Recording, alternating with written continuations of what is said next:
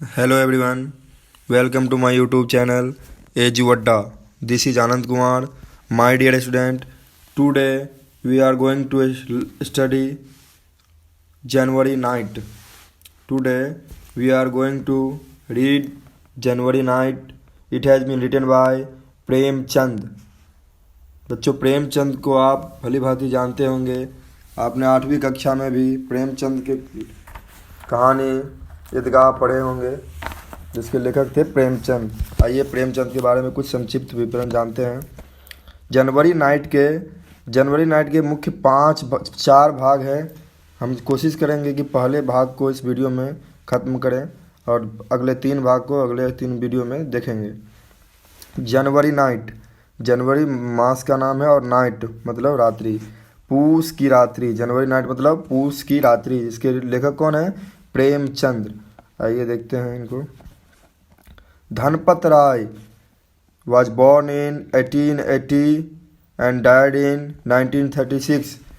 Born in Varanasi on July 31, 1880, was a prolific writer of both Hindi and Urdu.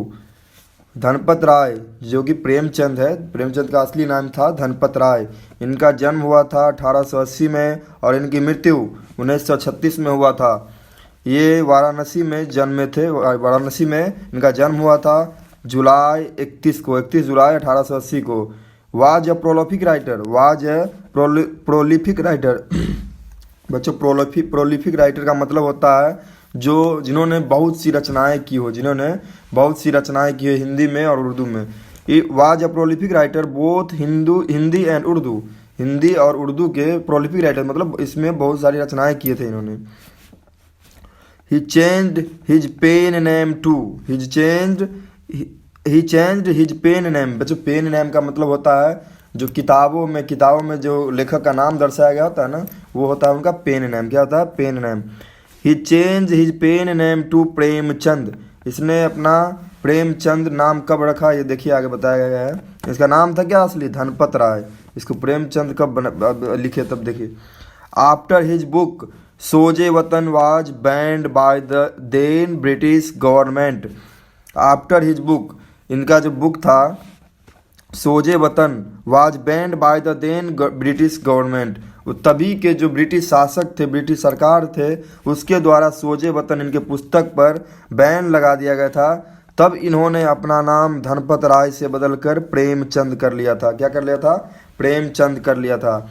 He wrote about the realities of life and the various people faced by the common man and in a turbulent society. बच्चों turbulent जो देख रहे हैं, turbulent का मतलब होता है बच्चों, turbulent का मतलब होता है आपको किसी भी चीज़ को अशांत या विरोधाभास करना. तो क्या बोल रहे हैं यहाँ पर? The common man in turbulent society. ये क्या था? अशांत समाज था. ये हमेशा ही रोट अबाउट ये हमेशा लिखा करते थे किसके बारे में?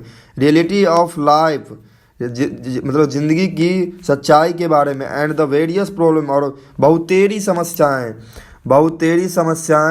जो फेस किया जाता था, जो झेला जाता था किसके द्वारा? Common man in a turbulent society, अशांत समाज के द्वारा. ही फोकस्ड चीफली यह मुख्य रूप से परिभाषित किए हैं किसे? देखिए ध्यान दें किस पर? On rural India in the exploitation. बच्चों एक्सप्लॉयटेशन देख रहे हैं. एक्सप्लॉयटेशन का मतलब होता है शोषण. क्या होता है? शोषण. ही फोकस्ड ये मुख्य रूप से ध्यान दिए हैं रूरल इंडिया ग्रामीण Bharat and the exploitation faced by a common villager. और जो कॉमन विलेजर है, जो सामान्य आदमी हैं, वो faced by a common villager. शोषण किया जाता था ग्रामीण को मतलब किसको? आम आदमी को, आम ग्रामीण को. एट द हैंड्स ऑफ और किसके द्वारा? देखिए किसके द्वारा शोषण किया जाता? At the hands of prides. बच्चों प्राइड्स का मतलब होता है पुजारी. प्रीट्स का मतलब क्या होता है? प्रीट्स का मतलब होता है पुजारी. Landlords. बच्चों लैंड लॉर्ड्स का मतलब होता है जमींदार. लैंड लॉर्ड्स मतलब जमींदार या भूपति. लॉन शार्क्स मतलब होता है बच्चों सूदखोर. क्या होता है? लॉन शार्क्स मतलब सूदखोरो और लॉन शार्क्स मतलब सूदखोरो. तो किसके द्वारा? किसके द्वारा शोषण किया जाता था? ब्रिटिश प्रीस्ट मतलब पुजारियों के द्वारा, लैंडलॉर्ड्स जमींदारों के द्वारा, और लोन शार्क्स किसके द्वारा? सूदखोरों के द्वारा कॉमन आदमी मतलब आम आदमी ग्रामीण वासी को शोषण किया जाता था, एक्सेट्रा इत्यादि। ही ऑल्सो एम्फेसाइज्ड, बच्चों ये जो एम्फेसाइज्ड देख रहे हैं, ही ऑल्सो एम्फेसाइज्ड, एम्फेसाइज्ड का मतलब होता है बच्चों जोड़ देना, किसी भी चीज़ को बढ़ा चढ़ा के बोलना, मतलब अच्छे तरीके से दिखाना किसी को। तो ही ऑल्सो एम्फेसाइज्ड, ये जोड़ देते थे on the unity of Hindus and Muslims. किस पे जोड़ देते थे? हिंदू और मुस्लिम की एकता पर ये अपने कविताओं में कहानियों में जोड़ दिया करते थे। Some of his well known works, और इनकी प्रमुख जो प्रसिद्ध रचनाएं हैं, प्रसिद्ध जाने माने रचनाएं हैं, देखिए क्या है, पढ़े हम लोग। एक है गोदान, क्या है? गोदान, गबन, कर्मभूमि, प्रतिज्ञा एक्सेट्रा। ये प्रेमचंद की ये जो रचनाएं थी, महत्वपूर्ण रचनाएं, इन्हीं के बारे में अभी देखे हैं।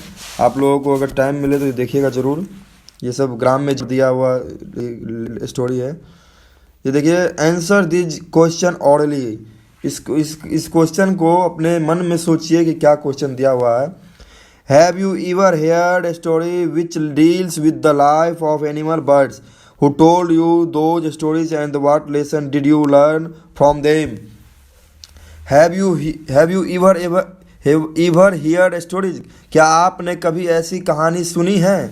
क्या आपने कभी ऐसी कहानी सुनी है जिसमें विच डील्स, जिसमें दिखाया गया हो, दर्शाया गया हो द लाइफ ऑफ एनिमल्स, जानवरों के ज़िंदगी के बारे में और पक्षियों की ज़िंदगी के बारे में। Who told you those story and what lesson did you learn from them, किसने आपको ये कहानी सुनाया और इस अध्याय से, इस पाठ से आपको क्या सीख मिली? आप अपने मन में विचार कीजिए, ये क्वेश्चन दिया गया है आपको, आप लोग विचार कीजिए। पार्ट 1 यहाँ से चालू होता है, जनवरी नाइट, पूस की रात का। देखिए जनवरी नाइट का जो चालू होता है पार्ट, तो ध्यान से देखिएगा। हल्कू जो मुख्य कैरेक्टर है, चीफ कैरेक्टर है इसका, जो हल्कू, क्या है? हल्कू केम in and said to his wife, हल्कू अंदर आया और उसने अपनी पत्नी को कहा, देखिए क्या कहा। द लैंडलॉर्ड्स कम, लैंडलॉर्ड्स के बच्चों मतलब बताए थे जमींदार, जो जमींदार थे वो। द लैंडलॉर्ड्स कम, बच्चों उसने अपनी पत्नी से कहा, भूपति आए हैं, जमींदार आए हैं, sorry. Get the rupees you set aside, बच्चों सेट असाइड का मतलब होता है जो हमने मतलब अपने मतलब भविष्य के लिए जो बचा कर रकम रखे हैं उसको, उस सेट असाइड का मतलब क्या होता है? जो भविष्य के लिए बचा कर रखा गया रुपया। तो वो कह रहा है get the rupees you set aside, जाओ और वह पैसे लाओ जिसे हम भविष्य के लिए बचा कर रखे थे, जिसे भविष्य में यूज करने के लिए बचा कर रखे थे। I will give him the money and somehow other we will get along without it. I will give him the money, मैं उसका पैसा दे देता हूँ, और सम हाउ और other we will get along without, और हम कैसे भी करके इसके बिना इस पूस की रात में, इस ठंडी रात में हम लोग रह लेंगे, देख गुजारा कर लेंगे। मुन्नी हैड बीन स्वीपिंग, बच्चों स्वीपिंग का मतलब होता है झाड़ू लगाना। Munni had been sweeping, Munni झाड़ू लगा रही थी। तब देखिए झाड़ू लगा रही थी क्या। She turn around and said, वह पीछे मुड़कर देखी और बोली, पीछे she turn around and said, वह पीछे मुड़ी और बोली, but there is only 3 rupees, बट 3 ही रुपये तो हैं। क्या बोली वो मुन्नी? 3 ही रुपये तो हैं। मुन्नी इस हल्कू की बीवी का नाम है। इफ़ यू गिव देम, अगर आप उसे दे देंगे, आप ये भी उसे दे देंगे। If you give them to him, अगर आप ये भी उसे दे देंगे। Where is the blanket going to come from, तो ब्लैंकेट कंबल कहाँ से आएगा? कंबल कहाँ से आएगा? How are you going to get through these January nights in the field, कैसे आप ये से जनवरी की रात को, पूस की रात को आप सहन कर पाओगे? कैसे आप इतनी ठंड को सहन कर पाओगे जनवरी की रात को? टेल हिम, कह दो उसे, we will pay after the harvest, हम लोग उसका पैसा दे देंगे उपज के बाद। कब दे देंगे?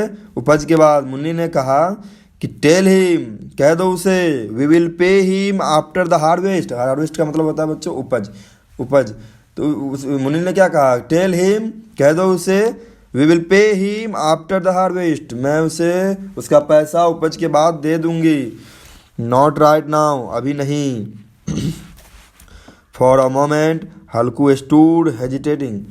फॉर अ मोमेंट हेजिटेटिंग मतलब होता है हिचकिचाना या शांत हो जाना, दिमाग काम न करना। फॉर मोमेंट कुछ समय के लिए, हल्कू स्टूड हेजिटेटिंग, कुल हल्कू वहीं पे खड़ा रहा और कुछ पूरा एकदम विघ्न हो गया कि क्या करे क्या न करे। January was on top of them, जनवरी की रात, पूस की रात सर पर आ चुका था। विदाउट अ ब्लैंकेट, बिना कंबल के, he couldn't possibly sleep in the fields at night. हम लोग कैसे बिना कंबल के, वो कैसे मतलब फील्ड एट नाइट, मतलब पूस की रात में वो खेत में कैसे बिना कंबल के सो सकता था, कैसे संभव हो सकता था सोना। बट द, देखिए आगे, but the landlords wouldn't be put off, लेकिन लैंड लॉर्ड्स को मना भी तो नहीं किया जा सकता है, जमींदार को मना भी तो नहीं किया जा सकता है, जमींदार को मना भी तो नहीं किया जा सकता है।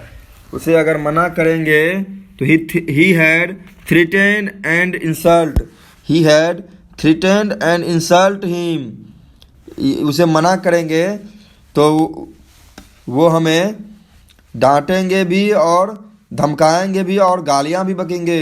सो व्हाट डिड द मैटर, तो इसमें क्या बात है। If they died in the cold, अगर हम ठंडा में ही मरे, whether as long as they could just take care of his calamity right now, जो क्लैमिटी का मतलब होता है बला।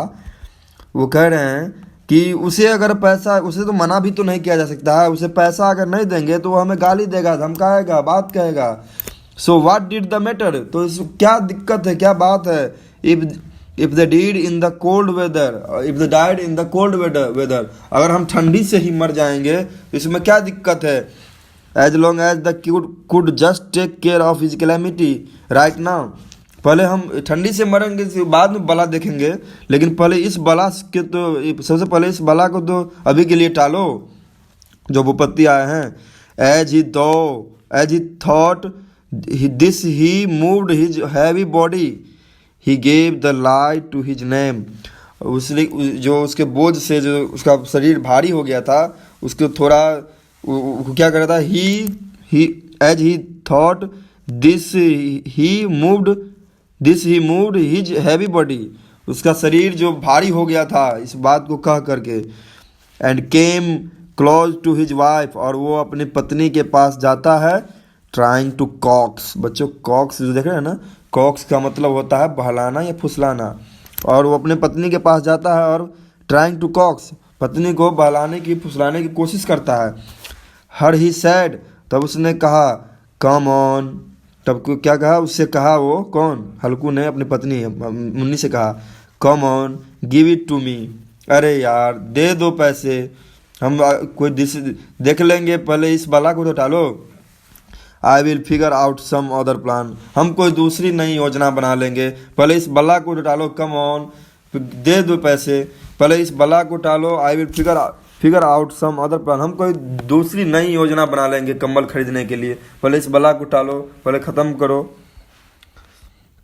Munni ड्रीव away from him, Munni जो जो हल्कू उसके पास गया था बहलाने के लिए, तो मुन्नी उससे दूर हटते हुए कहा, मुन्नी उससे दूर हटी। हर आइज एंग्री, उसकी आंखों में गुस्सा थी। शी सेड, उसने कहा, you have already tried some other plan, तुमने पहले भी कई योजनाएं बनाए हैं, तुमने पहले भी कई योजनाएं बनाए हैं कंबल खरीदने के लिए, लेकिन अभी तक कंबल खरीदाया नहीं है, ब्लैंकेट खरीदाया नहीं है, और फिर तुम बोल रहे हैं कि I will figure out some other plan, फिर हम नई योजना बनाएंगे। ये नहीं तो हमें बताओ, you just tell me what other plan can be found, तुम हमें अभी बताओ कि दूसरी नई योजना तुम क्या बनाए हो, पहले हमको ये बताओ, तब हम तुमको पैसे देंगे। Is somebody going to give you a blanket, क्या तुम्हें कोई फ्री में ब्लैंकेट दे देगा, खैरात में ब्लैंकेट दे देगा? कि ये रोज नई योजना क्या है कि यही कि कोई तुम्हें खैरात में ब्लैंकेट दे देगा? Is he somebody going to give you a blanket? तुम्हें कोई फ्री में ब्लैंकेट दे देगा क्या? God knows how many debts. बच्चों ये डेब्ट्स जो देख रहे हैं, डेट्स का मतलब होता है बच्चों, ये डेब्ट्स को डेब्ट्स नहीं पढ़ेंगे, डेट्स पढ़ेंगे बच्चों। डेट्स का मतलब होता है कर्ज। क्या होता है? डेट्स का मतलब हो गया कर्ज। What I god knows how many debts are always left over that we can not pay off. बच्चों पे ऑफ का मतलब होता है चुकाना। गॉड नोज हाउ मैनी, भगवान जाने कितने कर्ज हैं हम लोगों पर जो हमेशा लदा ही रहता है, जिसे हम कभी चुका नहीं पाते हैं। वाट आई से मैं क्या कहती हूँ, सुनो मैं क्या कहती हूँ। वाट आई से इज गिव अप, छोड़ दो, ये छोड़ दो। This tenant farming. बच्चों टेनेंट फार्मिंग का मतलब होता है किराए पर लिया हुआ ज़मीन, जिस पर हम खेती करते हैं, किराए पर लिया हुआ ज़मीन। हम लोगों के भाषा में यहाँ देहात में इसे बटैया भी कहते हैं। तो जैसे क्या हुआ, वाट ऐसे मैं क्या कहती हूँ, give up this tenant farming, ये बटैया ये किराए की खेती को छोड़ दो, त्याग दो। द वर्क्स किलिंग यू, ये इतने मेहनत तुमको मार देगा। Whatever you harvest goes to pay up the arrears. बच्चों एरियर्स का मतलब होता है बकाया। एरियर्स का मतलब होता है बकाया। जो कुछ भी तुम वाट एवर यू हार्वेस्ट, जो कुछ भी तुम्हें उपज से प्राप्त होता है वो तो तुम बकाया चुकाने में ख़त्म कर देते हो। So why not finish with it, तो इसे क्यों नहीं छोड़ देते हो, क्यों नहीं ख़त्म कर देते हो। Were we born just to keep paying off debts, क्या हम लोग कर्ज चुकाने के लिए ही पैदा हुए थे? मुन्नी कह रही है where we burn just to keep paying off debts, क्या हम लोग ये कर्ज चुकाने के लिए ही पैदा हुए थे? अरे earn some money for your own belly, कुछ पैसे अपने पेट, बेली मतलब बच्चे होता है पेट, कुछ पैसे अपने पेट के लिए भी बचाओ, जिसे कुछ खा पी सको, कुछ आराम कर सको। Give up that kind of farming, इस तरह की खेती को छोड़ दो। I want give you the money, want, मैं तुम्हें पैसे नहीं दूंगी। सैडली, दुखी होकर, हल्कू ने कहा, मायूसी की हालत में हल्कू ने कहा, देखिए क्या कहा, then I will have to put up with his abuse, put up with his abuse, तब तो मुझे उसकी गालियाँ सुननी ही पड़ेगी, मुझे उसकी डांट सुननी ही पड़ेगी, मुझे उसका थ्रेटन, धमकी सुनना ही पड़ेगा। लूजिंग हर टेम्पर, गुस्सा को शांत करते हुए किसका गुस्सा, देखिए किसका, लूजिंग हर टेम्पर, गुस्सा शांत करते हुए मुन्नी ने कहा, Y should he abuse you, वह तुम्हें गाली क्यों देगा? इज दिस हिज किंगडम का मतलब बच्चा होता है राज। Why should he abuse you, वह तुम्हें गाली क्यों देगा? क्या यह उसी का राज है? वह तुम्हें गाली देगा, वह तुम पे मतलब तुमको धमकाएगा, तुमको गाली देगा। Y should he abuse you, is this his kingdom, या उसी का राज है क्या, यह तुमको गाली देगा? But as he said it her brows relaxed from the frown, बट जैसे ही उसने ऐसे कहा, किसने, मुन्नी ने, तो मुन्नी को कहते कहते ये जो बात कहा कि तुम्हें गाली क्यों देगा, तुम उसी का राज है, ये कहते उसके आंखों में थोड़ा नम हो गया उसका आंख। जैसे वो ये कह रही थी कि वह तुम्हें गाली क्यों देगा, उसका राज है क्या, तो इससे क्या हुआ, उसकी जो तनी हुई भौहें थी, जो भौहें थी, वो नम हो गई, रिलैक्स हो गई। The bitter truth in Halku's word came charging at the like a wild beast. बच्चों वाइल्ड बेस्ट का मतलब होता है जंगली पशु, वाइल्ड बीस्ट का मतलब जंगली पशु, और चार्जिंग का मतलब हमला। The bitter truth in the हल्कूज word, जो हल्कू के बातों में जो कड़वी सच्चाई थी, केम, वो हमला कर चुका था जंगली जानवरों की तरह मुन्नी की बातों पर। सी वेंट टू द नीच, बच्चों नीच यहाँ जो NICH दिख रहा है, इस नीच का मतलब होता है कोई तख्ती या ताक जो दीवार में बना होता है, पहले ज़माना में डिबिया उबिया को रखने के लिए, जब फोटो वोटो को रखने के लिए उसको बोलते हैं। ही वेंट टू द नीच, वह नीच ताक के पास जाती है, इन द वॉल जो दीवार पर बनी है, टुक आउट द रुपीज पैसे लेकर आती है, and handed the them over to हल्कू और हल्कू को सौंप देती है, हल्कू को दे देती है। देन सी सेड तब वो कहती है, give up farming this time, इस साल इस किराए की खेती को छोड़ दो, इस बटैये की खेती को छोड़ दो। If you work as hired labourer hired labourer का बच्चों मतलब होता है जो दिन भर मजदूरी करते हैं लोग काम में, किसी भी मजदूरी में, तो वो होता है खेती के अलावा। कहता if you work hired labourer, अगर तुम मजदूरी के रूप में भी काम करोगे, यू विल एटलीस्ट कम से कम तुमको, you will at least get enough food to eat from it, कम से अगर तुम मजदूर के रूप में भी काम करोगे तो कम से कम तुमको एटलीस्ट कम से कम तुमको खाना खाने के लिए भी तो पैसे मिलेंगे, खाना पेट भर खाना तो खाओगे। इस किराए खेती से तो वो भी नहीं होता है, कुछ भी नहीं होता। No one will be yelling insult, बच्चों येलिंग इंसल्ट का मतलब होता है गाली देना, कैसे करना। No one will be yelling insult, और तुम्हें कोई गाली भी नहीं देगा, कोई तुम्हें हौस भी नहीं जमाएगा, एट यू तुम पर। फाइन वर्क अच्छी खेती है, मुनि ने मजाक में कहा अच्छी खेती है। फार्मिंग समवन एल्स लैंड, दूसरे के ज़मीन पर खेती करना अच्छी खेती है, उसने मजाक उड़ाते हुए हल्कू को कहा। वाट एवर यू अर्न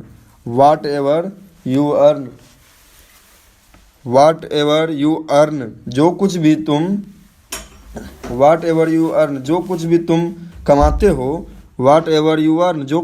कमाते हो, throw back into it and gets insulted in the bargain, जो कुछ भी तुम कमाते हो फिर उसी में तुम झोंक देते हो। थ्रो बैक इनटू इट मतलब उसी में तुम झोंक देते हो, and get insult in the bargain, और तुम्हें उसके बदले क्या मिलता है, गालियाँ या किसी का बात सुनना या किसी से धमकी देना। जो भी कुछ कमाते हो सब खेती में झोंक देते हो, फिर बाद में तुमको मिलता है गाली, या किराएदार को किराया देने के लिए भी पैसा नहीं रहता है। देखिए लास्ट स्टेज रहा ये पार्ट फर्स्ट का। हल्कू टूक द मनी, हल्कू ने पैसे लिया, and went outside looking as though were tearing his heart out and giving it away, Halku ने पैसे लिए और घर से बाहर निकल गए देखते हुए ही वेयर टीयरिंग, और उसको पैसे देते हुए वो दिल से रोने लगेगा। टीयरिंग हिज हर्ट, उसका दिल जो था वो रो बैठा। Out and giving it away, उसे अपने पैसे को दूर करने के लिए, पैसे देने के लिए, देखिए पैसा क्या होता है, पैसे देने के लिए जो ब्लैंकेट के लिए पपूस की रात में जा रहे काटने के लिए खेत में, ब्लैंकेट के पैसे 3 रुपये रखे थे, अब वो भी वो देने जा रहे हैं, इसके लिए वो दिल से रो रहा था। He had saved the rupees, जो पैसे वो बचा के रखे थे, फ्रॉम हिज वर्क, वो अपने काम के लिए पैसा बाय पैसा, एक एक पैसा करके जो बचा के रखा था वो भी आज वो अपने मालिक को देने जा रहे हैं, इसलिए वो अपने दिल से रो रहा है। फॉर हिज ब्लैंकेट के लिए बचा के रखा था पैसा बाय पैसा, एक एक पैसा करके वो देने जा रहा है। Today he was going to throw it away, जो आज भी वो अपने मालिक को, मतलब आज उसको मालिक को देना पड़ रहा है, उससे दूर किया जा रहा है। विथ एवरी स्टेप, हर कदम के साथ, हिज हेड सैंक, बच्चों सैंक का मतलब होता है झुकना, सिंक का सेकेंड रूप है सैंक। बच्चों एवरी स्टेप हर कदम के साथ, ही सैंक लोअर, हिज हेड सैंक लोअर, उसका सर झुका जा रहा था। Under the burden of this poverty, उसके इस गरीबी से उसका सर झुका जा रहा था। जो एक एक पैसा करके 3 रुपया जमा किया था वो भी आज उसके मालिक को, उसके ज़मींदार को, भूपति को देना पड़ रहा है, इसलिए वो दिल से रो रहा था। ऐसा क्या होता है बच्चों, देखिए ये पार्ट 1 है, और पार्ट 2 इसका अगले वीडियो में हम बनाएंगे। देखने के लिए ज़रूर सब्सक्राइब कीजिएगा चैनल को, और वीडियो अच्छी लगी तो लाइक करते रहिएगा। धन्यवाद, जय हिंद।